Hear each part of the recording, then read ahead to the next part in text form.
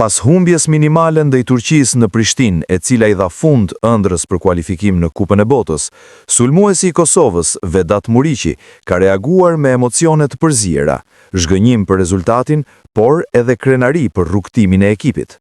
Ai theksoi se rruga deri në këtë pikë ka qenë jashtëzakonisht e vështirë, duke kujtuar se Kosova e kishte nisur kampanjen me një humbje të thellë dhe në një moment dukej se gjithçka kishte përfunduar. Megjithatë, sipas tij, skuadra reagoi fuqishëm dhe vazhdoi të luftojë deri në fund. Muriqi u shpreh shumë krenar për bashkëlojtarët dhe rolin e tij si një nga kapitenët e ekipit, duke theksuar se kishte ëndër ta udhëhiqte Kosovën drejt botrorit në Amerikë. Shumë vështirë. Kemi luftuar prej ditës së parë deri këtu.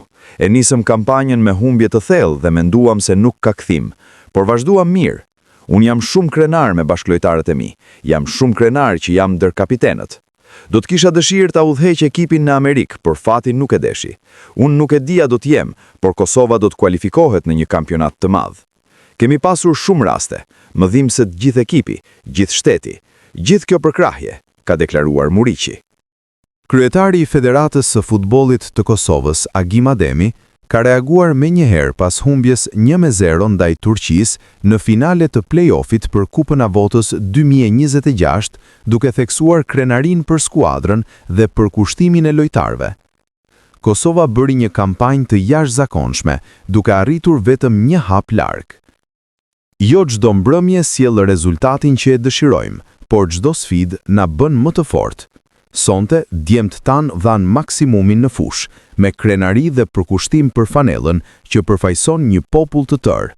Fati nuk ishte në anën tonë dhe ndonse nuk e merituam një rezultat të tillë, duhet të pranojmë se edhe humbjet janë pjesë e këtij rrugtimi. Megjithatë, ato nuk e zbehin as punën dhe as besimin tonë në këtë ekip. Jam I bindur se gladiatorët Dardan do të rikthehen më të fortë, me më shumë vendosmëri dhe me të njëjtin shpirt luftarak që na ka sjellë deri këtu.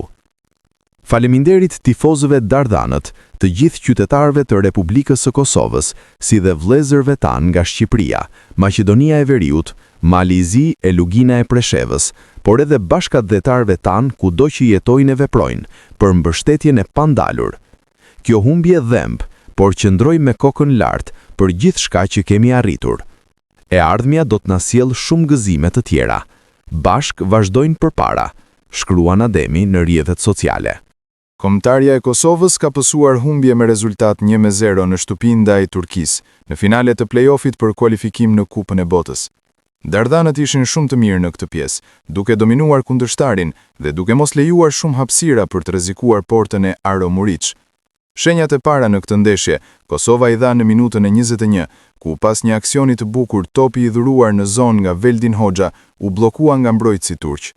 Rasti më serioz për gol erdhi në minutën e 28, kur Fisnik Aslani, me një super goditje, arriti ta godas shtyllën, ndërsa nga topi I kthyer, Vedat Muriqi nuk ja doli ta çojë topin në rrjet. Në rastin e vetëm në pjesën e dytë, Turqia ja doli të shënojë me anë të Kerem Aktur Koglu në minutën e 53 për rezultatin 1-0. Kosova pati një mundësi të mirë shënimi me anë të Fisnik Aslanit, por portieri mysafiri ishte në natën e tij dhe nuk lejoi që të mposhtej.